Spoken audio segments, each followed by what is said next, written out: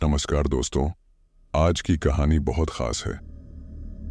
मेरे एक सब्सक्राइबर ने मुझसे यह कहानी शेयर की और जब मैंने इसे पढ़ा तो मेरी रूह कांप गई। यह कोई साधारण कहानी नहीं है, बल्कि एक सच्चा अनुभव है। सुनने में आया है कि यह घटना उस खौफनाक जंगल की है जहां आज भी कई लोग जाने से डरते हैं, क्योंकि वहां कुछ ऐसी ताकतें मौजूद हैं जिनका सामना करना हर किसी के बस की बात नहीं। क्या आप सोच सकते हैं कि रात के अंधेरे जंगल में अचानक एक रहस्यमयी आत्मा सामने आ जाए? डर लगता है ना? लेकिन यह डर, यह सस्पेंस आपको इस कहानी से बांधे रखेगा। इसलिए वीडियो को आखिर तक जरूर देखना और अगर आपको यह कहानी पसंद आए तो चैनल को सब्सक्राइब करना मत भूलना। तो चलिए शुरू करते हैं। मेरा नाम आशीष है। मैं आज आपको अपनी जिंदगी की सबसे डरावनी और रहस्यमयी रात के बारे में बताने जा रहा हूं, जिसे मैं चाहकर भी कभी भूल नहीं सकता। यह कहानी उस रात की है जब मैंने जंगल में एक ऐसी चीज का सामना किया जिसे शायद मैं कभी शब्दों में पूरी तरह बयान नहीं कर पाऊंगा। यह कोई मनगढ़ंत कहानी नहीं है, बल्कि यह मेरे साथ हुई सच्ची घटना है। उस दिन मैं और मेरे दोस्त एक ट्रैकिंग ट्रिप पर निकले थे। हमारा प्लान था कि हम पहाड़ियों के बीच से होते हुए जंगल में कैंपिंग करेंगे। हमें रोमांच का शौक था और हम में से किसी ने भी कभी ऐसे किसी अनुभव का सामना नहीं किया था, इसलिए हम बड़े उत्साह से निकले थे। शाम होते होते हम एक छोटे से गांव के पास पहुंचे जहां से हमें जंगल शुरू करना था। गांव के लोग हमें समझा रहे थे कि रात को जंगल में जाना ठीक नहीं है। उनका मानना था कि उस जंगल में कुछ अजीब होता है और वहां कई लोग गायब हो चुके हैं। लेकिन हम सभी हंस पड़े और सोचा कि यह बस गांव वालों के अंधविश्वास हैं। हमने उनकी बातों को अनसुना कर दिया और जंगल में प्रवेश कर गए। जंगल घना था और जैसे जैसे रात होती गई, अंधेरा और भी घना होता चला गया। टॉर्च की रोशनी भी अब ठीक से काम नहीं कर रही थी। चारों ओर एक गहरा सन्नाटा था। हवा में भी अजीब सी ठंडक थी जो हम सभी के शरीर को कंपा रही थी। हमने जल्दी से एक जगह चुनी और अपना कैंप लगाने लगे। रात के करीब 11 बजे होंगे जब अचानक हमें दूर से किसी औरत की चीख सुनाई दी। हम सब चौंक गए। इतनी रात को जंगल में कोई और कैसे हो सकता है? पहले तो हमने सोचा कि शायद यह हमारी सोच का भ्रम है, लेकिन फिर वही चीख बार बार सुनाई देने लगी। अब हम सबके दिल में डर की लहर दौड़ गई थी। क्या यह कोई जानवर था या कुछ और? मैंने और मेरे दोस्त रोहित ने हिम्मत दिखाई और टॉर्च लेकर उस दिशा में चल दिए जहां से आवाज आ रही थी। जैसे ही हम कुछ कदम बढ़े, अचानक हमें एक परछाई दिखी। वह बहुत बड़ी और अजीब थी। परछाई का आकार इंसानों जैसा था, लेकिन उसकी चाल कुछ अलग थी, जैसे वह हवा में तैर रही हो। रोहित के चेहरे पर साफ साफ डर दिखाई देने लगा। उसने कहा, आशीष, वापस चलो, ये ठीक नहीं लग रहा। मैंने उसे रोकते हुए कहा, बस थोड़ा और आगे चलते हैं, शायद कुछ समझ आ जाए। जैसे ही हमने कुछ कदम और आगे बढ़ाए, उस परछाई ने अचानक हमारी ओर देखा और फिर एक जोर की चीख के साथ गायब हो गई। मेरे और रोहित के पैरों तले जमीन खिसक गई। हमारी टॉर्च की रोशनी भी कांपने लगी थी, जैसे किसी ने उसकी ऊर्जा खींच ली हो। हम दोनों बिना कुछ सोचे समझे भागने लगे। हमारी धड़कनें इतनी तेज थीं कि लगता था दिल सीने से बाहर आ जाएगा। जैसे ही हम वापस कैंप के पास पहुंचे, बाकी दोस्तों ने हमें घबराया हुआ देखा और पूछा, क्या हुआ? तुम दोनों ऐसे क्यों भाग रहे हो? मैंने हांफते हुए कहा, कुछ तो है यहाँ, कोई परछाई या आत्मा। हमें तुरंत यहां से निकलना चाहिए। तभी गांव के एक बुजुर्ग की बात याद आई। उसने कहा था, जंगल में खबीस रहता है, वो किसी का पीछा करता है और जो भी उसे देख लेता है वो फिर कभी वापस नहीं आता। हम सब ने फिर से उसी चीख को सुना। इस बार वो पहले से और भी डरावनी थी। हम सभी में दहशत फैल चुकी थी। हर कोई सोच रहा था कि अब क्या होगा। तभी मेरे दोस्त नीलेश ने कहा, ये सब बकवास है, हमें अपने दिमाग से ये डर निकालना होगा, कुछ भी नहीं है यहाँ। लेकिन जैसे ही उसने यह कहा, एक तेज हवा का झोंका आया और हमारा टेंट अचानक हवा में उड़ने लगा। कोई ताकतवर शक्ति थी जो हमारे कैंप को तहस नहस करने पर तुली थी। हर किसी के चेहरे पर अब सिर्फ डर था। नीलेश की आंखें फटी की फटी रह गईं। हमें समझ नहीं आ रहा था कि ये सब क्या हो रहा है। फिर अचानक कुछ हुआ, कुछ ऐसा जिसकी हम कभी कल्पना भी नहीं कर सकते थे। एक काली परछाई हमारी ओर बढ़ रही थी। वह कोई साधारण परछाई नहीं थी, बल्कि किसी आत्मा का रूप लग रही थी। उसकी आंखें लाल थीं और उसका चेहरा इतना विकृत था कि उसकी शक्ल को समझ पाना नामुमकिन था। भागो, भागो! मैंने जोर से चिल्लाया, लेकिन किसी के पैर मानो जमीन में धंस गए हों। हम हिल भी नहीं पा रहे थे। वह परछाई और करीब आ रही थी, जैसे वह हमें अपने आगोश में लेना चाहती हो। तभी अचानक मेरी जेब में रखा हुआ एक छोटा सा ताबीज चमकने लगा। ये वही ताबीज था जो मेरी दादी ने मुझे हमेशा अपने पास रखने को कहा था। मुझे उसकी ताकत के बारे में कुछ नहीं पता था, लेकिन जैसे ही वह ताबीज चमका, उस परछाई ने पीछे हटना शुरू कर दिया। यह क्या हो रहा है? मेरे दोस्त हक्का बक्का हो गए। उस आत्मा का असर कम हो रहा था, जैसे ताबीज की रोशनी उसे कमजोर कर रही हो। हमने देखा कि वह खबीस धीरे धीरे गायब हो रही थी, जैसे धुएं में घुल रही हो। ताबीज की रोशनी और तेज हो गई थी और वो आत्मा पूरी तरह से गायब हो गई। अचानक जंगल में सब कुछ शांत हो गया। न कोई चीख, न कोई परछाई, बस एक गहरा सन्नाटा। हम सभी सदमे में थे, लेकिन एक बात तय थी, वह ताबीज हमारे लिए किसी चमत्कार से कम नहीं था। शायद दादी को पता था कि कभी न कभी मुझे उसकी जरूरत पड़ेगी। कुछ महीने बीत गए थे, लेकिन उस रात की डरावनी यादें मेरे जहन से कभी भी पूरी तरह से गायब नहीं हो सकीं। चाहे दिन हो या रात, जंगल की वो चीखें और खबीस की परछाई मेरे दिल में गहरे तक बस चुकी थीं। मेरे दोस्त रोहित, नीलेश और बाकी लोग भी उस घटना के बाद से बदल गए थे। हम सब ने एक दूसरे से मिलना भी कम कर दिया था, शायद इस डर से कि कहीं वह भयानक अनुभव फिर से सामने ना आ जाए। लेकिन कहते हैं ना, कुछ रहस्य अपने आप ही आपके सामने आ जाते हैं, चाहे आप उनसे कितना ही दूर क्यों ना भाग लें। एक रात मुझे एक अजीब सपना आया। मैं उसी जंगल में खड़ा था, वही सन्नाटा, वही पेड़ और वही ठंडक। अचानक उस खबीस की लाल आंखें फिर से मेरे सामने चमकने लगीं।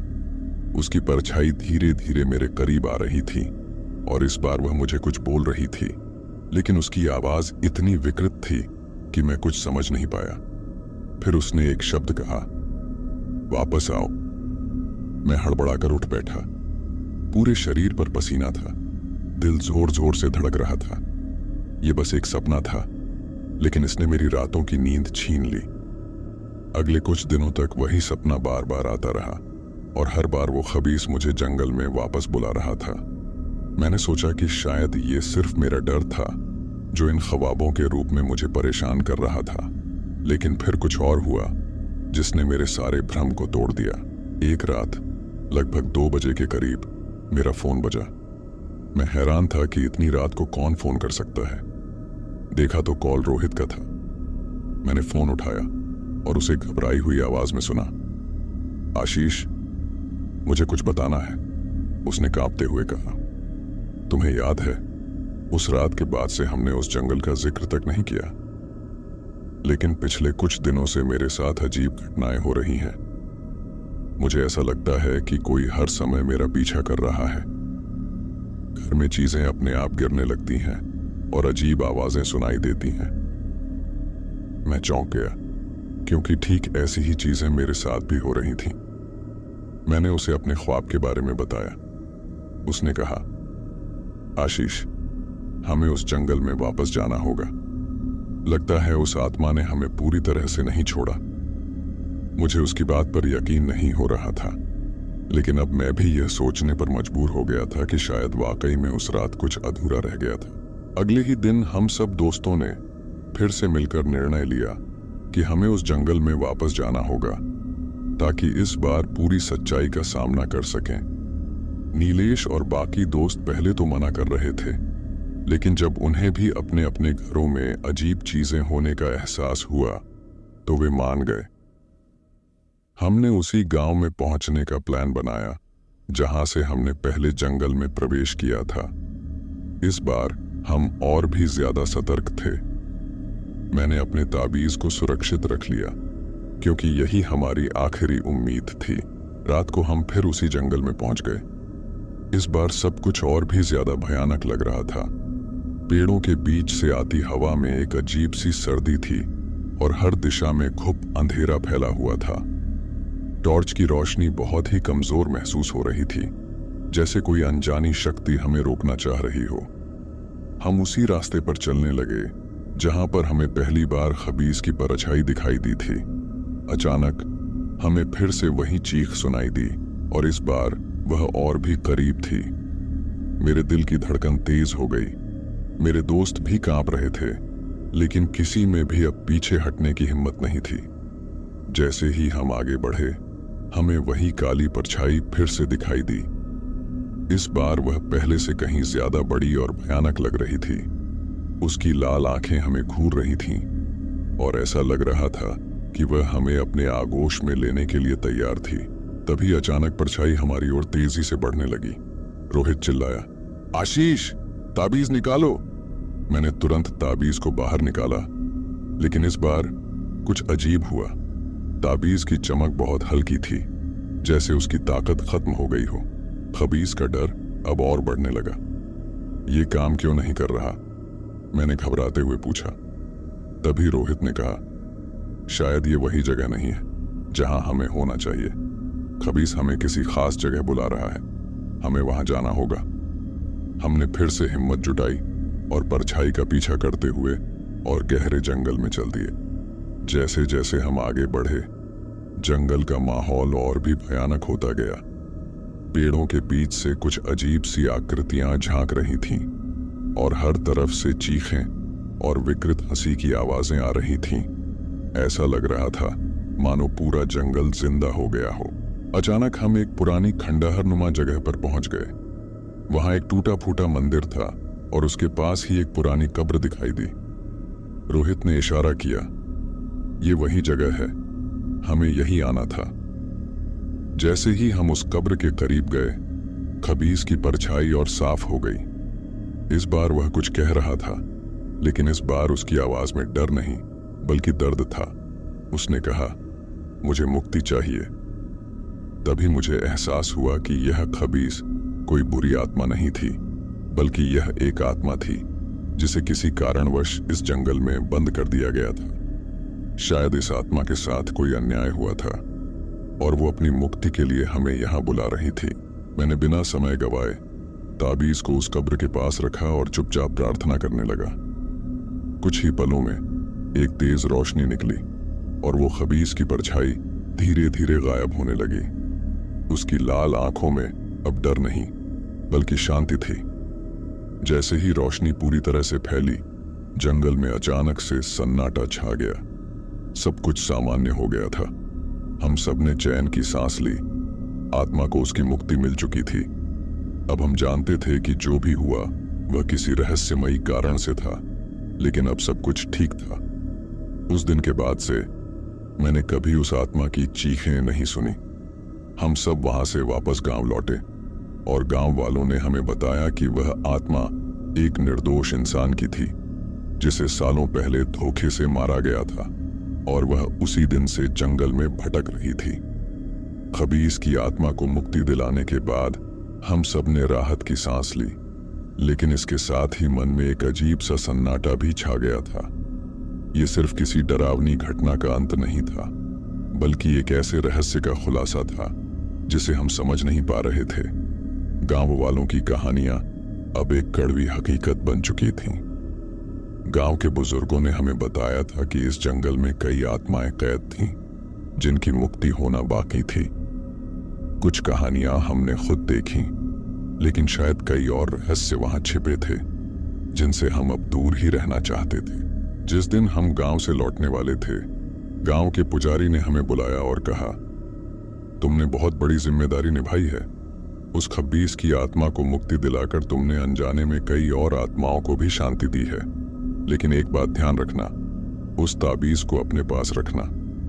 तुम्हें अभी और कुछ करना बाकी है। मैंने पुजारी की बात सुनी, लेकिन ज्यादा ध्यान नहीं दिया। अब बस एक ही ख्वाहिश थी कि वापस अपनी सामान्य जिंदगी में लौट आऊं।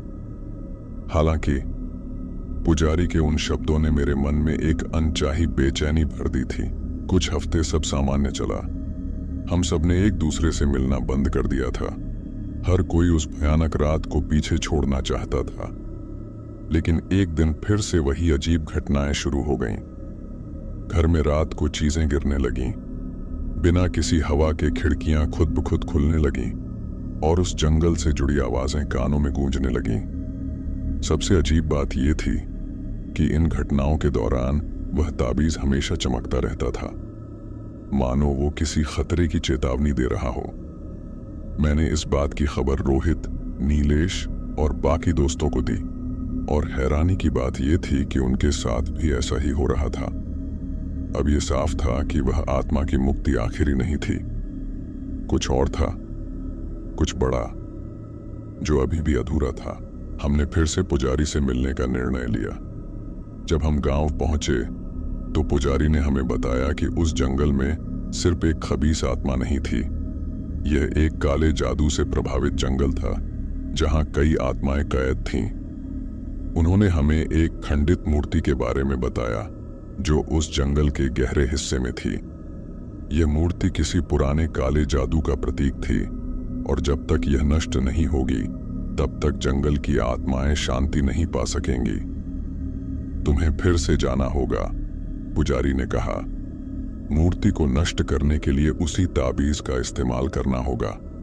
अब यह साफ हो गया था कि हमारी कहानी अभी खत्म नहीं हुई थी। आखिरी बार हमें उस जंगल में वापस जाना था, जहां हर कदम पर मौत का साया था। हम सब ने एक बार फिर हिम्मत जुटाई और उस घने जंगल में वापस जाने का फैसला किया। इस बार हम तैयार थे, लेकिन डर हमारे दिलों में बसा हुआ था। जंगल में घुसते ही हम सभी को महसूस हुआ कि वहां की हवा और भी ज्यादा भारी हो चुकी थी। हर पेड़, हर पत्थर जैसे हमें देख रहा था। और फिर हमने वह जगह देखी, एक पुरानी खंडहर नुमा मंदिर जैसी संरचना, जहां पर वह काले जादू की मूर्ति रखी थी। मूर्ति के पास पहुंचते ही हमारे चारों ओर भयानक परछाइयां दिखाई देने लगीं। हवा में अजीब आवाजें गूंजने लगीं, जैसे सैकड़ों आत्माएं हमें रोकने की कोशिश कर रही हों। हमारे कदम भारी हो गए थे और दिलों में डर ने घर कर लिया था। आशीष, ताबीज निकालो, नीलेश ने चिल्लाते हुए कहा। मैंने तुरंत ताबीज को निकाला और उस मूर्ति के सामने रखा। जैसे ही ताबीज की रोशनी मूर्ति पर पड़ी, एक जोर की चीख सुनाई दी। पूरा जंगल जैसे कांप उठा। मूर्ति के चारों ओर की परछाइयां और भी भयानक हो गईं, और ऐसा लगा कि आत्माएं हम पर हमला करने वाली थीं। हम सबने मिलकर मूर्ति को गिराने की कोशिश की, लेकिन वह बहुत भारी थी। तभी ताबीज की रोशनी और तेज हो गई। मैंने उसे मूर्ति के ऊपर रखा और एक जबरदस्त धमाका हुआ। वह मूर्ति चकनाचूर हो गई और जंगल में एक अजीब सी शांति छा गई। आत्माओं की चीखें अचानक बंद हो गईं। चारों ओर अब सिर्फ सन्नाटा था और वह ठंडक भी गायब हो चुकी थी। हम सबने चैन की सांस ली, ये जानकर कि अब वह जंगल हमें फिर कभी परेशान नहीं करेगा। हम जंगल से वापस लौट आए और इस बार हमें यकीन था कि यह अंत था। गांव के पुजारी ने हमें आशीर्वाद दिया और कहा, अब तुम सब आजाद हो। उस ताबीज ने तुम्हें और इस जंगल को बचा लिया। हम सब ने वहां से विदा ली और अपनी सामान्य जिंदगी में लौट आए। उस घटना के बाद से हमें कभी कोई अजीब ख्वाब नहीं आए, न ही किसी आत्मा की चीखें सुनाई दी। इस पूरी घटना ने मुझे यह सिखाया कि इस दुनिया में बहुत सी ऐसी ताकतें हैं जिन्हें हम नहीं समझ सकते, लेकिन अगर आपके पास सच्चाई और हिम्मत हो तो आप किसी भी रहस्य का सामना कर सकते हैं। रात का जंगल और खबीस की आत्मा की कहानी यहीं समाप्त होती है, लेकिन यह हमेशा मेरी जिंदगी का हिस्सा बनी रहेगी। क्या आप कभी किसी ऐसी जगह गए हैं जहां रहस्यमयी शक्तियों का राज छुपा हो? क्योंकि कभी कभी कुछ दरवाजे ऐसे होते हैं जिन्हें खोलना आपकी सबसे बड़ी भूल हो सकती है।